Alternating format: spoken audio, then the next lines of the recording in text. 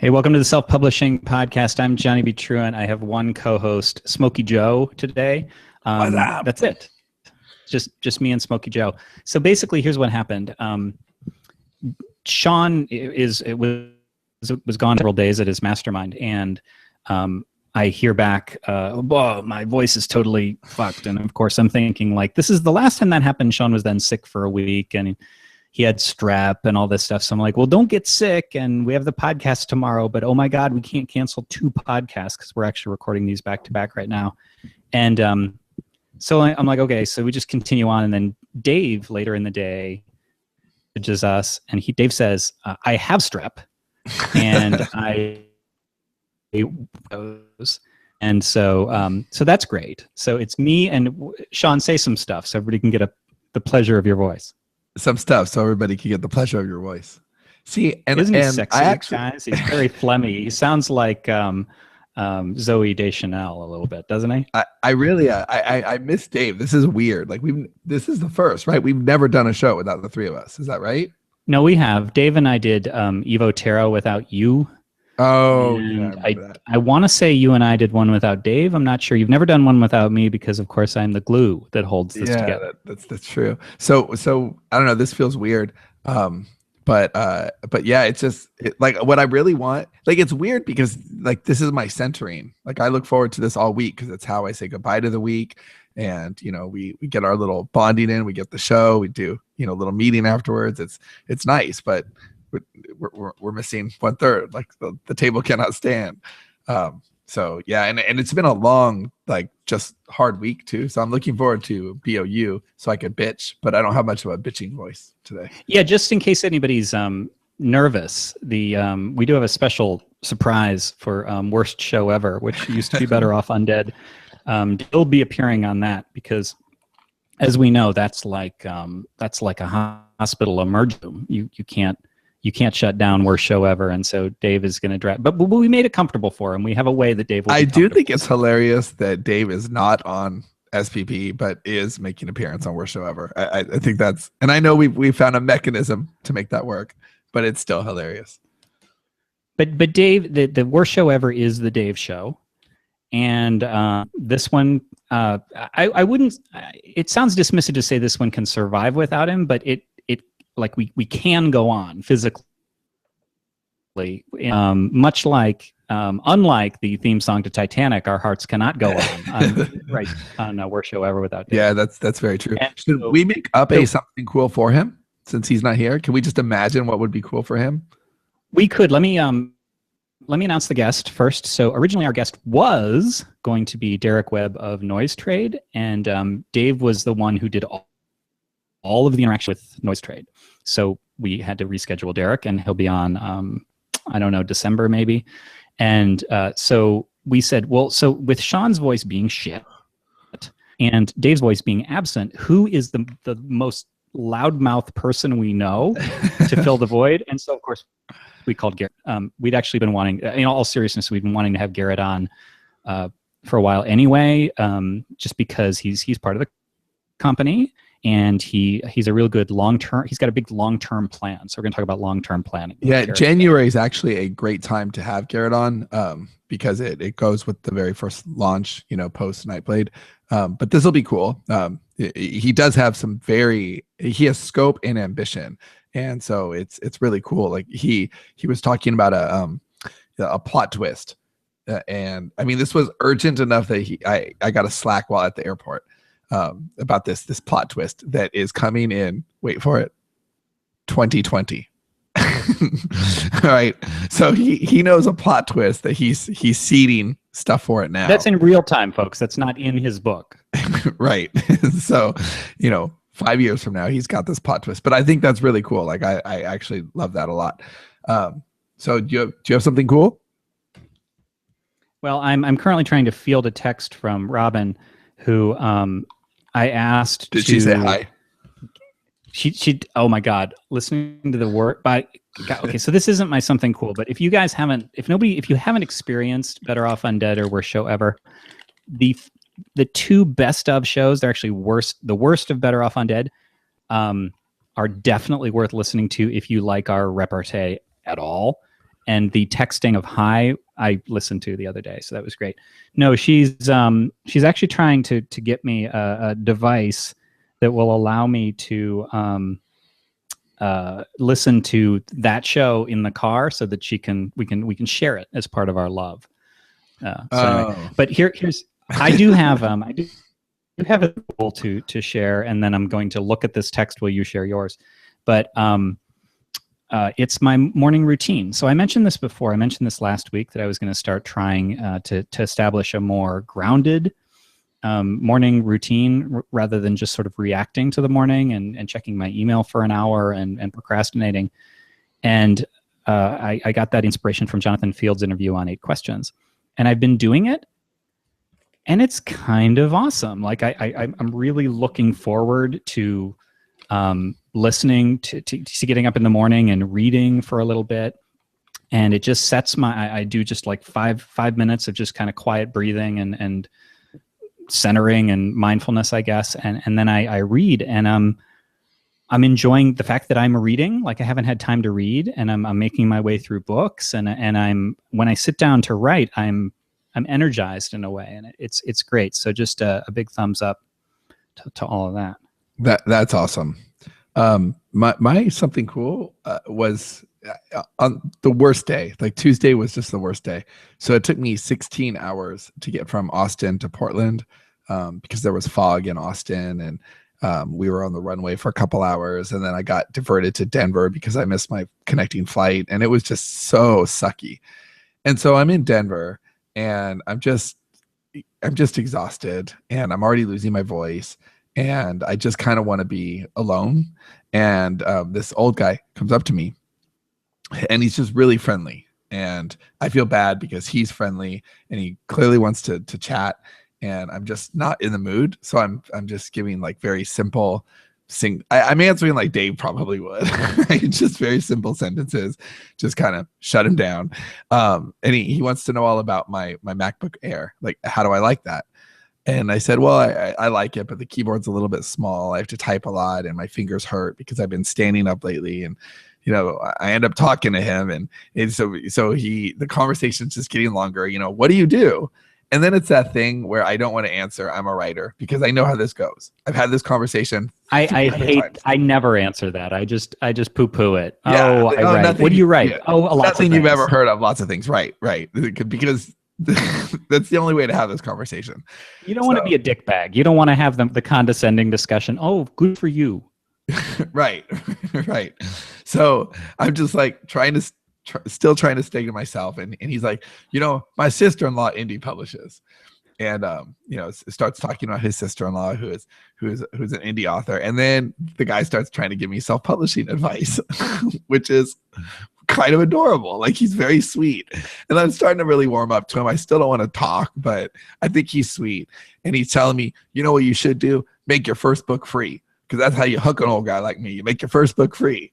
I get books all the time, and if they're free and they're good ones free, and then if they're really good, I'll go buy the next one. And I said, we should try that. Do you have an accent? You're doing a little accent. I honestly don't remember, but he might have. He probably did. So he says that. I say, oh yeah, we'll try that. That sounds like a good idea. And then he goes away, and I'm like, okay, awesome. Now I'm gonna work. I open my laptop back up. Then he circles back over and he says, you know what you should do? You should place a BookBub ad. I said, I would place a BookBub ad every day of the year if they would just take my money and let me. And he said, oh, you placed a BookBub ad? Now his accent's getting thicker. And and I said, bring in the Dave the Taper voice. I can't do voices today. So he says, what's the last thing you put on BookBub? And I said, well, we had a book called The Beam, and I'm totally saying this like, whatever. Like I know you haven't heard of my book. So I say, we have a book called The Beam, and his face just totally changes. He lights up, and he dashes over to his Kindle. He picks it up, he touches the screen, and he comes over and he shows me. He says, that's what I'm reading right now. And it was so awesome because that's the first time that I've spotted one of our books in the wild like that. And so I asked if I could take his picture, and he said, sure. So he's reading The Beam, and I take a picture over his shoulder, and I slacked it to the team. And it was just really awesome. It was really exciting because it was kind of a miserable day, and that just made me so happy. What was great was that the team is so used to Sean taking random pictures over people's shoulders and of their Kindles just in case that nobody asked. Like, how did you notice? It was it was actually on his phone. And imagining Sean trolling behind people. Look, there's the beam, because all he said was, "I found this guy reading the beam in the wild." I have a story like that. It's secondhand, but it's super. Like, I'm still waiting for the day when I sit down next to somebody and they have a paperback and they're reading my book like the way that I see people reading The Martian. But I do have this story in the meantime, and this is my friend Kylie told. I think Pace and Kylie told me this, if you know that duo. They were in a line at Dave's favorite place, Target. I think waiting for the bathroom. Why there was a bathroom line at Target, I don't know. Maybe it spun them off in another branch of reality. And they heard in Austin, Texas, they heard somebody, the people in front of them, the girls in front of them, talking about, you should read this book about it's this ridiculous book about this gunslinger who rides a unicorn. And I was just like, I just get this text. Oh my God, I found people talking about Unicorn Western in the line at Target. And I think she then jumped in and said, I know the author. So, but I haven't had one of those encounters in person. I want it. I want that. Soon. It was awesome. And it was a really, really shitty day until then. So that was awesome. Did you do something? Oh, that was your something cool. Do we want to come up with one for Dave? I don't know. Is the McRib back? I don't know. Like, do you think is there any chance he's listening? There's no chance he's listening. No, I could see him listening. Oh, thank God Garrett is here. Garrett, I don't know what to do about my book cover. What do? I need a book cover. Well, I'll tell you what. I for a long time, I just I went at it by myself, and I went and I made all of my own book covers. And I know some things about Photoshop, and I'm not like, I have an artistic eye, right? So I did okay. But really, like, you want a professional doing a book cover. You want somebody who knows what the hell they're doing, who knows how to put stuff together, who knows how to make a cover that's going to sell some books. And that's what you get at a place that I've heard of a lot on this one podcast that I listen to, and it's called 99designs.com. Oh, tell me more about this 99 Designs. Well, it's an online marketplace of designers who you create a job and say what you want, and these designers, they go to town. They toss back a little bit of the ayahuasca, and they just create all of these amazing. You're never getting away from that. They give you these amazing, fantastic book covers, and you choose the one that you like, and then you work with the designer on any tweaks and corrections, and then you have a fantastic book cover. And do you have anything to lose, though? I mean, that's what I worry about. Well, that's what everybody worries about. I mean, you don't want to lose the money that you've spent on a cover that's subpar. But if you don't like any of the covers, you don't pay at all. So the answer is no. You have nothing to lose. It's pretty fantastic. So start your custom design today at 99designs.com. That felt a little too professional to me. Well, in the middle of the link. Right in the middle of the link. I'm trying. Not a good idea. Not a good conversion. I'm trying to make it less professional because that was a little too slick. Oh, well, that's true. Well, so let me make this quick mention before I actually give the call to action on the 99 Designs ad read. And so shout out to Jilly0 on Twitter, who said, "Your sponsor ads are the best. I prefer my product placement with sarcasm, humor, and murder." So start your custom design at 99designs.com/SPP, and you get the free Power Pack upgrade if you use that link, valued at $99, which gets you more designer time and attention. 99designs.com/SPP. You guys, I can check a 99 Designs ad read off my bucket list. This is fantastic. Was that really on your bucket list? Oh, absolutely. Isn't it on yours? That's as awesome as the time that when Ray Chase was on SPP, and then we got off, and Ray said, "Well, can I be on the other one?" You're asking. Like we had coerced Hugh Howey. We had coerced.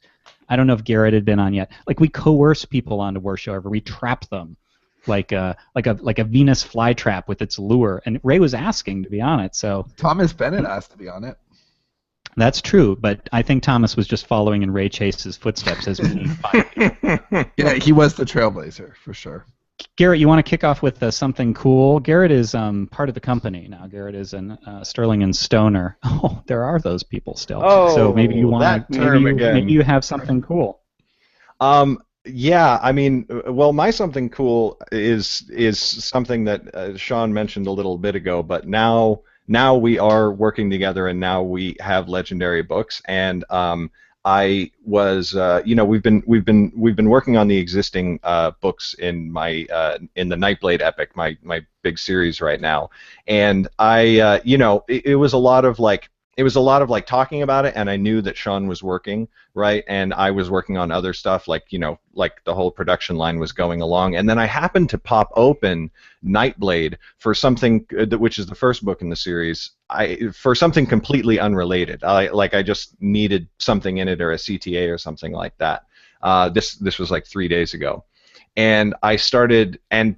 I saw that the font was different, which is like, I know you guys have this too, where like when somebody else opens the Scrivener file, all the font changes and shit.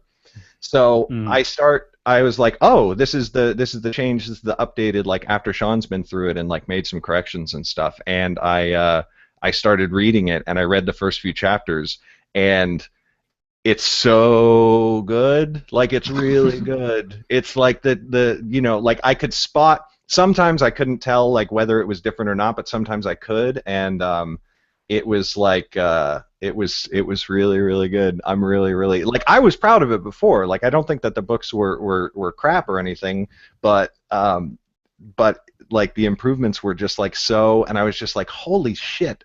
All the books that I put out from now on are going to be like this, and that was just like, that made me really, really, really happy. So yeah. Well, that's awesome. I actually hadn't heard that, so thanks for saying that. That's great. And yeah, I think we should actually.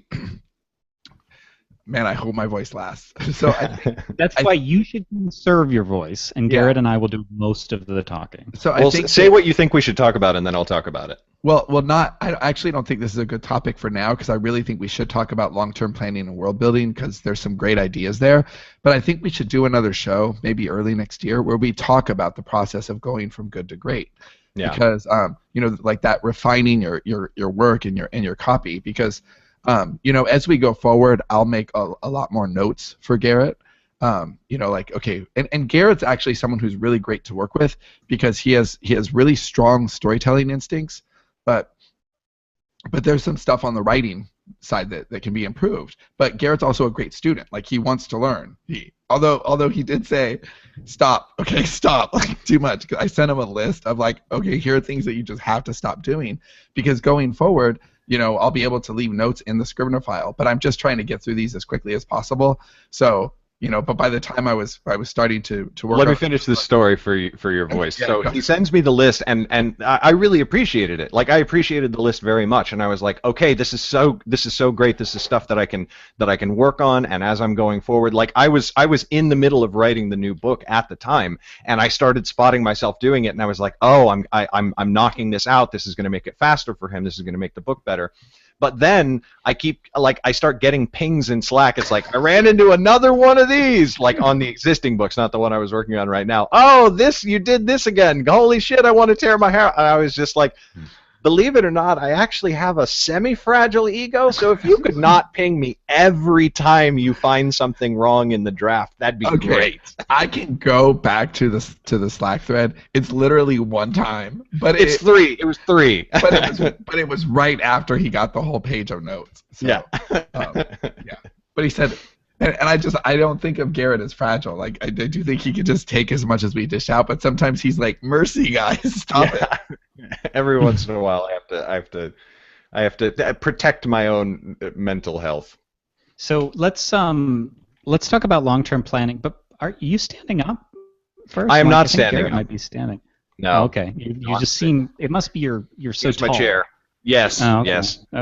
Okay. Good. So it just for everybody that worried that we didn't have enough furniture featured on this, we're so that's good. So I don't actually even know. This was sort of a quick switch on the topic because we're punting because, or I don't know what's the correct metaphor. We called an audible because Dave couldn't make it. So I actually don't know what you guys have in mind for long-term planning. So Garrett, can you take the ball enough and save Sean's voice?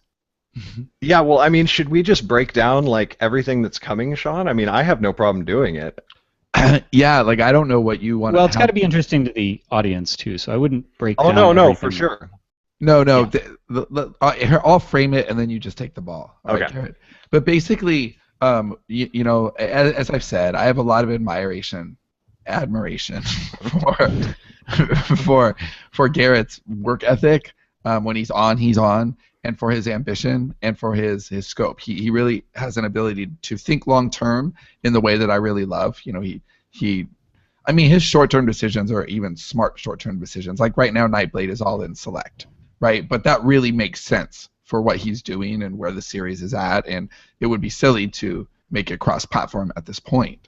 But he's also thinking, like I said a few minutes before he got on, oh my God, I have a plot twist scheduled for 2020. Like the amount of knowledge of your world and where you want to take it is extraordinary. And so like that's the kind of thing that we want to nurture. And I think that it's hard to find that line, because sometimes an artist can get too into the planning, and so they never actually ship. They never actually do anything substantial because they're just worried about all these little details, or they can not plan at all, and then they're a bit sloppy. And like Johnny and I, and Dave and I, actually, a lot of Sterling and Stone, we've been guilty of that.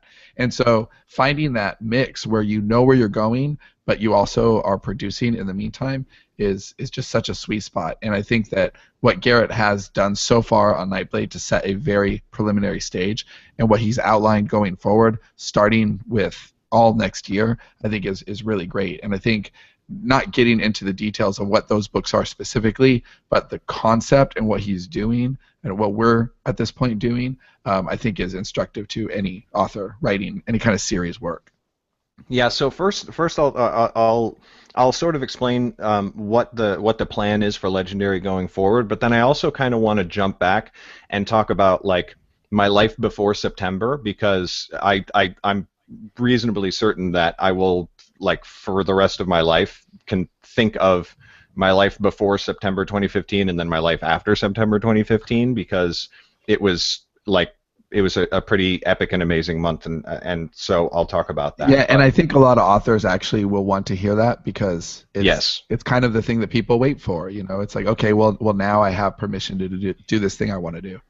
So what we've got happening right now is I've got a fantasy series that I'm writing right now. Much like anybody out there well, a lot of people out there, especially in genre, you have a series that you're working on, and the way, just like the really quick origin story of the series, is that I had a series that I wanted to write that I knew I wasn't ready for yet, and you guys have had like similar experiences where it's like you've wanted to write a story, but you're not. You just you're not good enough yet, or you haven't plotted out. I've got one right now. Yeah, right. So that was this big. Shut up, phone. Sorry, Siri keeps thinking. I don't know. Do you guys have the new iPhones? But Siri keeps thinking that I'm talking to her. I'm like, I'm not.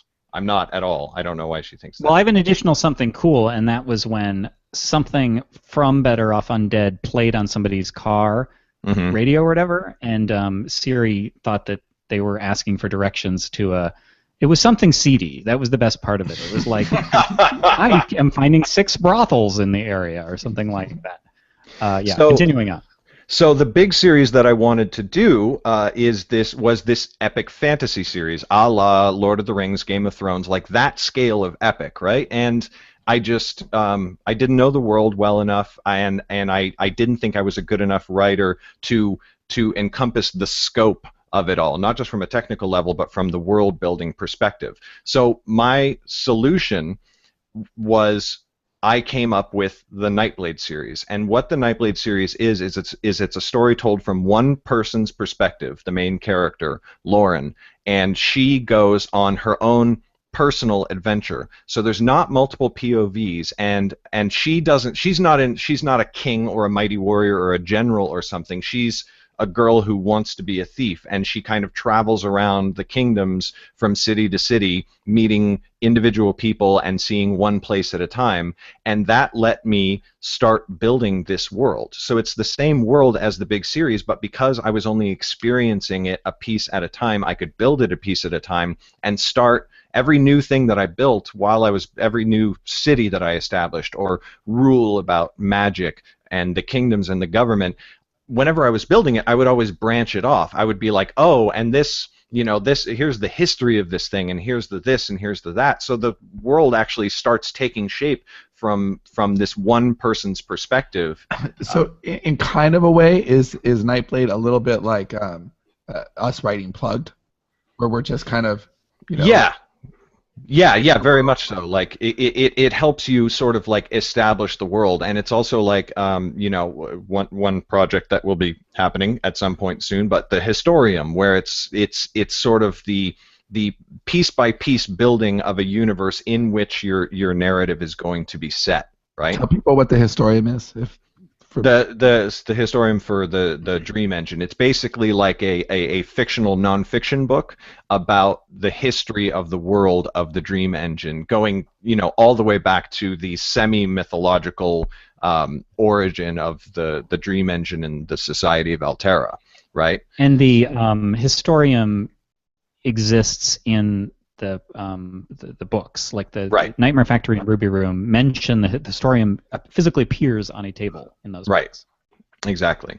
So this wasn't like Nightblade isn't like written like a nonfiction book. It's a person's adventure, but it does serve the same function of, in the second chapter she meets a wizard, and he's the first wizard she's ever met, and he over the course of time explains to her the rules of magic, and that was me explaining the rules of magic to myself, so that the magic system slowly took form and took place, and then led to other storylines with other wizards and how it all works and all that sort of thing. So that, like, I don't know that like works for every genre. Like, it doesn't seem like something that would work for thrillers or romance. But then again, I don't, I haven't really written in those genres, but I don't think that world building is necessarily your problem if you're having a problem writing a thriller or something like that. But if you're writing something more genre, but I think that there are analogous things. I actually don't know. I didn't watch Cheers, but isn't Cheers a spinoff from something before it? There's a big in TV. Frasier was a spinoff. Frasier is okay. That's what it was. And Frasier was huge. Yeah. And so it's like not that was. This is the loosest analogy, but my point is that's a real-world example where there was something and then they spun it off and that became its own big thing. So I could see your Game of Thrones, or if you wrote a thriller series and it was about one secret agent or whatever, and then you learned about this big government conspiracy, I could see this working in any genre. Yeah, I've actually thought of an immediate application. Garrett's model here immediately made me think of a very specific way we can apply it to something we're doing at CI, and that I can't wait to talk to Dave about, but I haven't had a meeting with him since I thought of it. But yeah, I think that, well, we'll go on. Get to your bigger analogy, because I think that's the one people can really hang their hat on. Yeah, just like to put a period on that, while world building wouldn't be your problem writing a thriller or a romance, you could have a story that you wanted to tell that you need to work out the details of, and you could start with the story of one character who's going to be involved in the bigger tale, like one government agent or one, vicar or whatever the hell. So Nightblade carried on, and eventually... yeah. From the Friends episode? Come on, you know what I'm talking about. Of course. How do you know that word? So, so Nightblade carried on, and it became slowly bigger and bigger in scope. And the current book is actually the biggest yet. Actually, out of curiosity, Sean, have you gotten to the end of it as you're working on it right now? The end of which? Shadeborn? Yeah. No. Okay. All right. Well. All right, that's not a story that you'll understand. But actually, it's not a story that the audience would get for a while yet anyway, so never mind. But what grew out of that is that starting in 2016, we're going to be putting together 3 more new series in the same world but that are the same type of story as Nightblade. They're 3 more world-building series from 3 completely different perspectives. Like Lauren is the thief. One of them is going to be from the perspective of a wizard learning how to use his magic for the first time. One is going to be this wandering warrior, like, you know, traveling around on like a sort of not quite revenge quest, but like a sort of personal fulfillment and atonement quest. And one is going to be this mercenary who travels, from kingdom to kingdom with, with an army, like just doing work for hire and sort of being a bruiser. And so that is all, we're talking like, really, really long term. Like these are things that are going to be rolling out over the course of the next year and a bit. And then finally, we're going to do the big epic series, name that you wanted to do not yet announced. Yeah, exactly.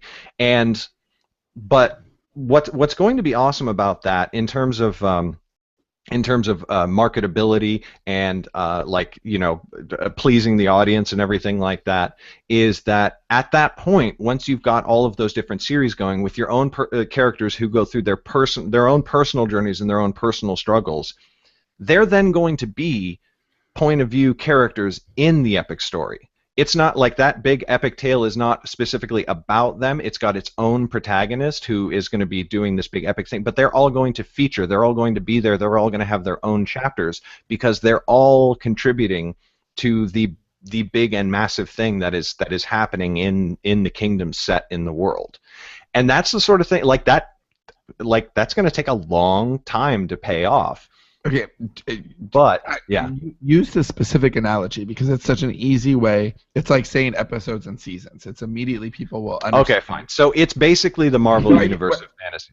Okay, were you trying to avoid that? Because it's no, not like I actually thought that that might not totally make sense to people, but that's basically what it is. Is you've got 4 individual people and they are your Iron Man, your Thor, your Hulk, and your Captain America, and then the big epic series is going to be the Avengers. Like it's going to be the Avengers film. It's going to be much longer than the smaller individual books, but it's going to feature all of the characters from those books so that it needs to do less work with them and can do more work with its own storyline and so on. So then that book comes out, and then in between the first book in the epic story, in between Avengers 1 and Avengers 2, the first big epic book and the second big epic book, then those characters have more of their own individual books. And so that's the plan, is to roll that forward for the next 4 years. And that's why I told them that the plot twist is going to happen in 2020, is because the big epic series is going to be 4 books. That's always been the plan, is it's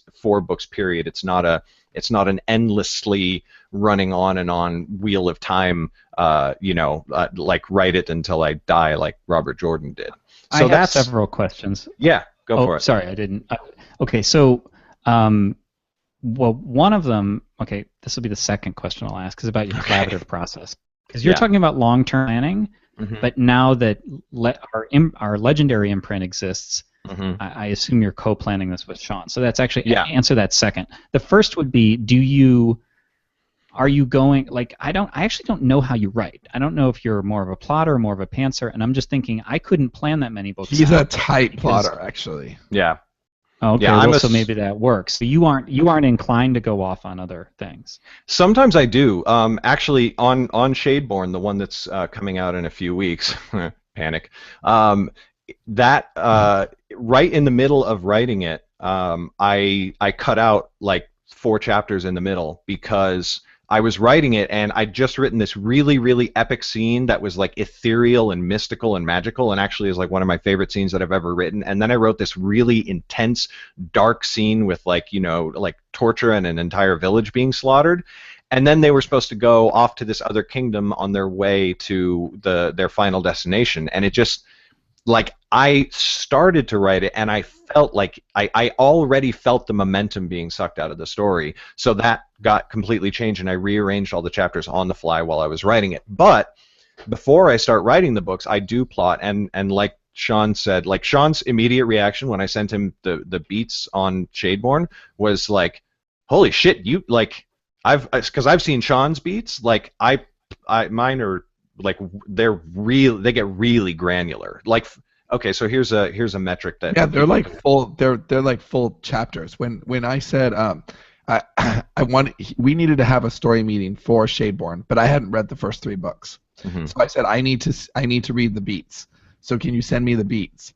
And so he sends me the beats and Moby files, which kind of irritated me because I just wanted to read them like really quickly on my screen. But then I realized why, because like they were long. Like I spent several hours reading the beats because they were long. They were like maybe 10,000 words, probably more per book.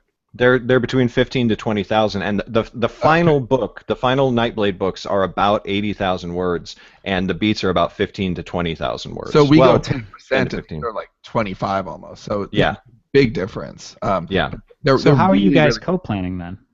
Well, now Shadeborn was the first one that we really co-planned, right? So I already had an idea because we Legendary happened right as I was like about to get started on Shadeborn.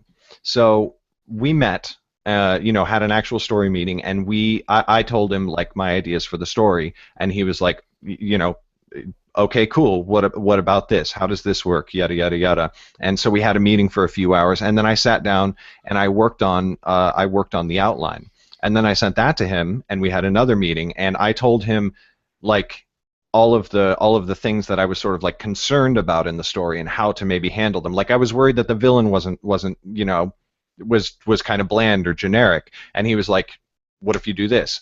And that was just boom! Oh my God, it was incredible. And now actually, with just with like a small tweak in like a few scenes, I think he's going to, as the series develops, be pretty much one of the most like badass villains in the whole show, so to speak. it was a pretty it's a pretty awesome process actually, because Garrett's so dialed into his story. Like he knows his characters, he knows what he wants to write, he knows all of that, and his instincts for how to tell that story are really strong.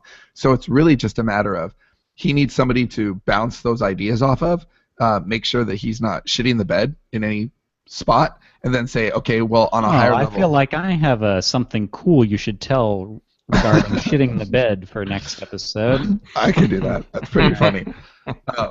So, do you know this story, Garrett? Did I tell you this? Tell it No, on but the it next sounds show. fantastic. Tell it on the It's next a good show. show. So, Listen. so it is pretty cool. Like that was there was 2 meetings, and the first one was very high level. It was just like, what was the structure? What should the structure be like? Because it's a 4th book in a series, which has the heavy lifting of having to set up the next kind of 2 that it can't be Well, the Nightblade series also is I'm basically writing it as like it's kind of like a series of trilogies, in that every 3 books has a really big arc that is like from beginning to end, right? So book 4 was kind of like a book 1 in that it needed to start a new big broad arc, and that was a thing that we had to talk about a lot. Like we already know these characters, but they're all going to go through a major evolution over the course of this book. So like that was mostly what we talked about, was not just what are we going to do for this book, but what are we going to do over the next 3 books, and what does this book need to do in order to land so that when book 6 hits, and book 6 is going to punch people in the dick, it really hits. Yeah, this is all really, really interesting to me because I was listening to. I'm subscribed to all the Sterling and Stone podcasts. That's not just narcissism. This is how I notice if we're repeating I am things too. and so forth. Yeah. I am too, And actually, so- by the way. It's the best. 100% of the people on this show listen to those podcasts. Yeah. So anyway, I was listening to the Story Shop Ask Us Anything. It was posted to the Ask Us Anything podcast recently. I got super I was excited listening to about that when I was listening to it. And it made me. So currently, Sean is the only person he's involved in everything, Right. and I think that if you, because a lot of people who listen to this haven't ever collaborated, and in no way, we don't want to be like collaborations of the way, because I know a lot of people just don't want to do it and they're never going to do it, and who cares. But that said, listening to that and then listening to this, increasingly as I've thought about like that tool that we're going to develop, Story Shop, it made me kind of want to do some world building, and I think that we're moving more and more to a grander collaborative, like cross collaborative sort of a model here, I just want to And say, by the way, the number of times working on Shadeborn that I was like, because I do a show called Vlog a Novel. It's a YouTube channel, and people can check it out if they want to. And I live stream everything, all of the outlining, all of the writing of the Gee, first. that sounds like a very familiar idea. I wonder where. Yeah. Well, you guys never live stream your writing, and that is actually people's favorite part, which is weird. I They're did like, it once, and I was like, "Why the fuck would anyone watch this?" Yeah, but they tune in. They tune in, and they're like, "I love hearing the keyboard clicking." I'm like, They just want to see you pick your nose. okay, here you go. Here's more keyboard clicking. But the number of times while I was working on it where I said, "Fuck, I wish I had Story Shop," because like Scrivener's not built for this. It's not. Scrivener actually errored. I thought I was going to lose the entire book. In the middle, Scrivener errored because the file was too big. The file was a gig. A gig. Oh my god. Yeah. We've And done you know- bigger than that. No, haven't we? Didn't we have a gig file? No. No, No. Convention is half a gig. Oh, okay. Yeah. Well, you win. And zip. But anyway, so Well, just the whole collaborative process is just. I think that more and more we're seeing that you don't have to like literally have a writing partner, but just we're seeing more and more different. You could still pull Right. elements from the process. Like for there's sure. a bunch of different ways to do it, and I never thought I'd want to be the world builder, but Yeah, actually, Sean being the kind of the showrunner and world builder lets him be involved in more worlds. Like I can't write any more rough draft copy. I'm tapped out. But I would kind of like to show run some stuff because yeah, it you're lets gonna me be- love Johnny and I. One of the things that we most want to do right now is go over our 2016. Right, like we sit down, hash out our goals, and one of the things on my list is exactly what you're talking about right now. It's collaboration, it's building new worlds, it's letting you step more into that, and we have some cool plans for how to do that next year that are pretty exciting. Before we move on, speaking of collaborators, I just have to say that on Twitter, ZC Bolger, at ZC Bolger, where you should send your complaints, says, is that, and I don't even know, I've been watching, trying to figure out what the hell he's talking about. He says, is that a Tinkerbell doll behind Garrett? And I'm thinking, is he talking about the Cylon? Is he talking about Darth Vader? What an asshole! It's there's a Tinkerbell doll. Oh, right I next to see. it. The Tinkerbell doll features in a YouTube video that he and I just made together. So he's just Oh, pointing it out. all right. I Yeah. thought I was going to make him look stupid. Instead, we made you look stupid. So that's great. So anyway, I think that We're just young at heart. yeah, I'm surprised that you shied away, Garrett, from the Marvel analogy, because to me it is so very clear, right? Where you've got, and I think that they're doing that with the Star Wars movies also, right? Yeah. They're gonna have, And they tried to do it with James Bond. I don't know if you've heard that in the reviews, but with the latest James Bond movie, they tried to retcon that all of the Daniel Craig movies have been tied together with a single overarching narrative, and it completely fucked up because they actually didn't plan it that way from the beginning. But they're like, oh no, all of this was linked together. And every reviewer is just like, no, it fucking wasn't. yeah. So I love how because those movies, they so work. Like you could just be a Thor fan. Mm-hmm. You know, you could just be a Captain America fan. You could just be an Iron Man fan. But if you want to watch the Avengers, that's its own thing too. And so you're going to have the diehards who just want the big series. Mhm. I mean, they're not the diehards. You're going to have the people who just want the series. And then you're going to have people who individually like each of them. And then you're going to have the diehards who like the whole thing and want to see how everything is threaded together. And it certainly takes a lot more, work ahead of time to understand your world and understand your characters. But that's kind of the drum we've been beating for a while, that great writing is pre-writing and understanding that world. And, the Devil May Care, which we're working on right now, me and Johnny, it's all, I mean, there's so much understanding of the world in that had to happen, and who these characters are and what's taking place. I And thought it was think- the Devil May Cry. No, it's that thing that John keeps So, doing. It's, Johnny, would you say yeah, that? go ahead, John. Do you think that Devil has had more pre-production than anything else so far? I don't know that it's had more pre-production, but it's definitely been challenging pre-production. It's definitely required more, not plotting, but just understanding. So I see why you'd say that. There's a lot about the world that will never literally make the narrative of this book, just because it's kind of a complicated book that we have to know, but that will never be seen. So I see what you're saying there. The other thing in terms of world building and what you're talking about with the Marvel Universe that I was thinking of is that I do this accidentally is the wrong word, but circumstantially a lot. Like there's a lot in so in and they're just little things. But like in the Invasion series, Meyer Dempsey runs a studio called Fable. He's a movie producer, and one of his actually they didn't produce it, but one of his favorite TV series is The Beam. And we do stuff like that all the time, where there's just mentions of things in one place or the other because I got to mention something. Right. That's cool. But yours is much more strategic, obviously. Well, the important thing on the interlinked series, right? Because I can't off the top of my head think of a lot of series of book series that are interlinked in that way. There's a lot that happen in the same world, right? Like Terry Pratchett's Discworld is probably the best example, where he's got multiple series of same characters, and then those characters cross-pollinate in each other's stories. And Discworld is fantastic. Like all of the books are amazing, but it's this weird fine line that you have to walk where you can't if you do read everything, then everything becomes better, because when one character appears in another character's story, it's so cool because you've already read that other character in these other books, right?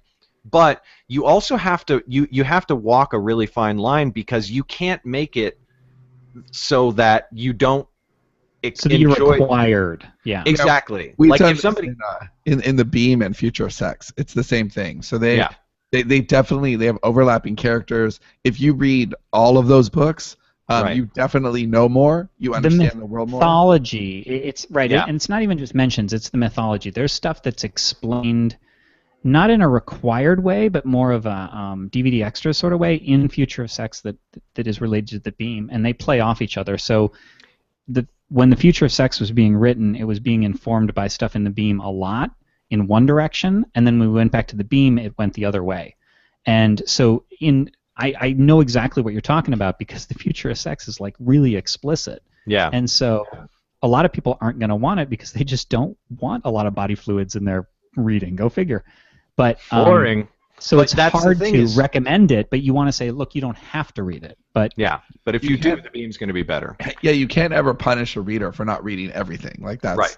That's And bullshit. the golden standard on that, going back to Marvel, is the Marvel comics. And specifically, if you want to learn how to do this like better than anybody alive, go read all of the Marvel comics written by Brian Michael Bendis, or that Brian Michael Bendis is like the executive like director on. He is the I think he's basically like the head of Marvel Comics right now, and he was the guy who came on who brought the idea of Planet Hulk, which then led into Civil War, which then led into Secret Invasion, which then led into all of these other things. And every one of these grand stories that he tells has the story happening in it's in Spider-Man's comic, it's in Thor's individual comic, the Avengers individual comic, and then there is the Civil War or Secret Invasion series. And you can continue reading just Spider-Man's comics, and you'll get that the Civil War is happening, and you'll see how it affects him.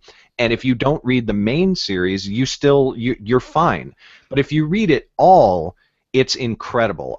Marvel, I don't know like what they did, but they got Brian Michael Bendis in charge of the comics, and they have Kevin Feige in charge of the movies, and they're brilliant in terms of interlinking their series while making it so that you could watch any one individually and you're totally fine. So like Marvel really is the golden standard for that kind of storytelling, and that's basically what I'm trying to emulate. And you do have to make a plan for not just the next book or the next 3 books you're going to write, but I literally have planned out in more or less detail the next 50 books that are all going to be happening in this world, like, and how they're all going to interlink. That's a shit ton of planning, but I think it's going to be freaking awesome when it's done.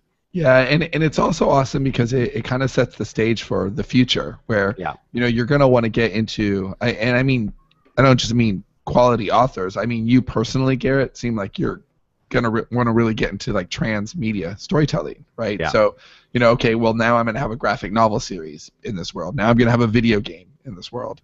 You know, and so the more that world is living and breathing, which you do because you've got separate series and then the big series and everybody, just like Marvel, right? You've got Spider-Man, and I think that the more tangible that world feels, the easier it's going to be to migrate to other mediums.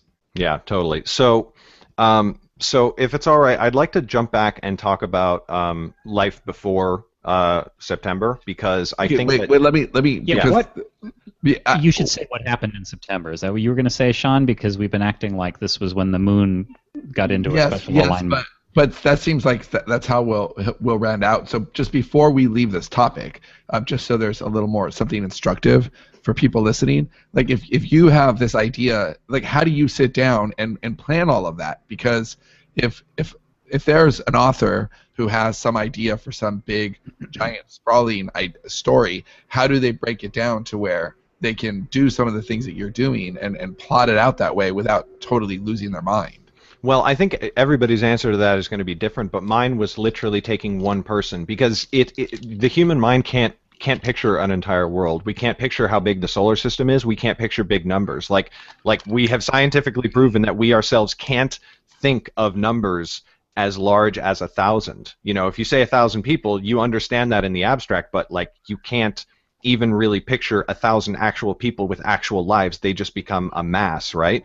Yeah, it's 150 is 150. There you go. As big as our societies can get, and we can touch everybody. Yeah. So my solution was go to one person and figure out the story, tell the story of that one person, and discover the world through that one person's eyes. And then it builds into the next person that they meet and the next person and all of the people that you branch out, but you have to pick a starting point and go granular before you can begin to understand how everybody in the society is influenced. So that was my solution on if you want to plan big, start small. And before you can go back to what you were doing, the thing you wanted to cover, but I would just say if you aren't an intense plotter, I think that this can be done in a pantsy sort of way too.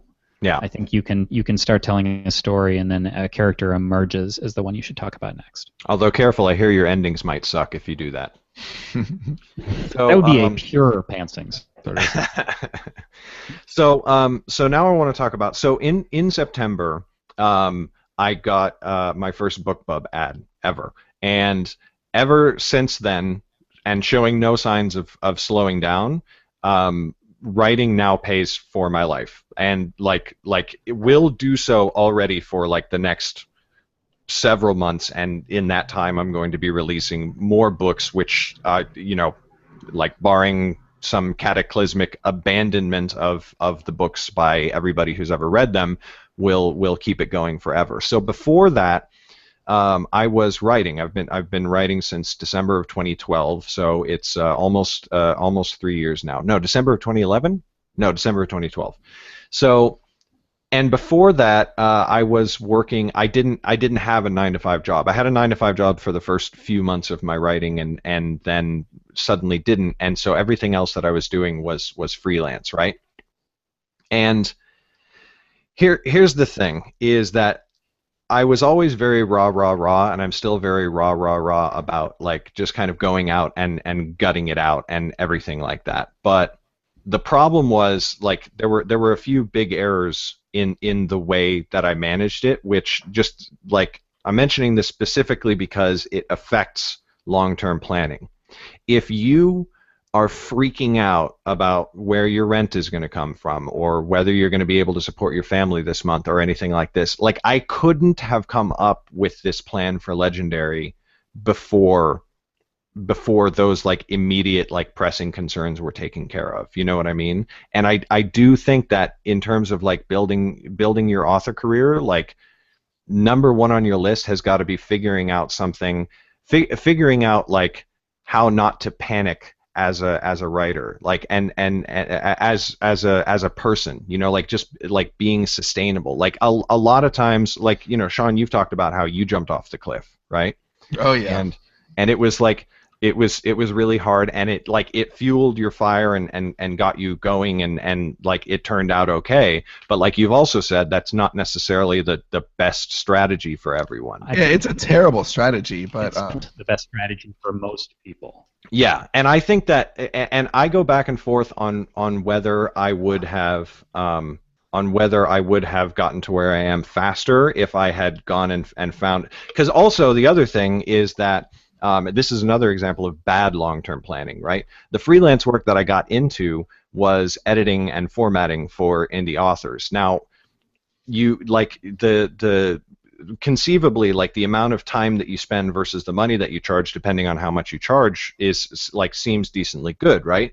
But you know, a lot of people think that they can go out there without editing and formatting and professional formatting. So like not everybody like wanted those services. And then also, you know, a phenomenon that most people are familiar with. You publish your first book and it doesn't become a New York Times bestseller, and you kind of like give up, and it takes you either don't write the second book or it takes you like a really, really long time. So in terms of like freelance things that I could have been doing, that was not a smart decision, right?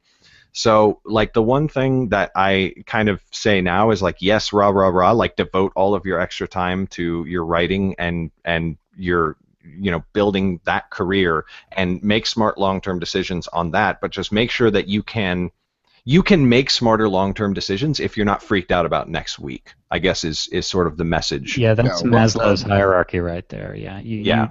I would agree. And actually, Sean and I both. And Garrett, I based on your story, I think you're a little like this. You sort of got nudged into it. I will jump first. Like I will. I follow. Yeah. I'm like, well, that's more fun. I want to do that. And then right. I'll do something stupid. And my wife then she can't sleep, and it's great. But I think most people, you will make stupid decisions that way, and it's also very, very easy to feel like you've made it before you have. Yeah. Like we've been churning this big wheel for a long, well, not a long time, in self-publishing years, and you know, it's just it isn't easy. Like it's really fucking hard, and you can go and you can feel like you got something, and then something doesn't work as well as you thought. And so I think most people should keep their day jobs for way longer than they maybe think they need to. And you can screw yourself really bad as well, just like in terms of like I'll mention this, where you guys obviously being like a few years ahead of me on this whole like career curve, right? So I get into it and we connected and I start working with you guys, right? If you guys weren't as like patient and awesome as you have been for the last 3 years, like anybody else I think like would have like cut ties with me a lot, because I couldn't participate in the long-term goal as much as I wanted to. Like I knew it was a good idea, I knew it would turn out well eventually, but like, you know, all of the deadlines that I, you know, would miss all the frickin' time and all that sort of thing. It didn't ruin our relationship, thank God, but like, you know, it would have ruined relationships with, you know, most other people that I can consider working with. And so what seems like it might be like, you know, it's smarter long term to just work on full time. I will say that fucking Garrett is corporate jargon. Right. There may or may not be a podcast coming up on this theme. There is, yeah, there definitely is. As soon as I catch up on backlog stuff, it's going to be the Recovering Fuck Up podcast. So look for that in 2016. So Garrett, what's your call to action here? Where do people want to find out about Nightblade, or we don't have anything established for Legendary? What do you want to tell people about? Yeah, so you can go, you can just search Amazon for Nightblade, or if you want to get it for free and start reading, you can sign up for the Legendary list, which currently you can do at GarrettBRobinson.com. 2 R's, 2 T's. I'm not managing your fucking mailing list. I got enough going on. That's all you, baby. That's all me. Yeah, Sean and I have been working on that too. Yeah, he has like 17 emails mapped out. And well, that's the thing. Andre's like, autoresponder madness right now. So yeah, when you know the next things that you're going to be doing for the next year, like it's easy to plan those. It's easy to plan those emails out well in advance. It's been a lot of fun. All right, everybody. So thanks so much for listening, Garrett. Thank you for coming on, especially in short term to pick up when Dave got strep. Of course, so it's always good. He got struck. Did you give it to him thanks, over the everybody. fucking internet, Sean? I must have, yeah. Well, they do make. I think this may add credence to the people who think they're making out and they actually live in the same city. It is in the background. All right, so thanks for listening to the Self Publishing Podcast. We will see you next week. Bye-bye. Peace out.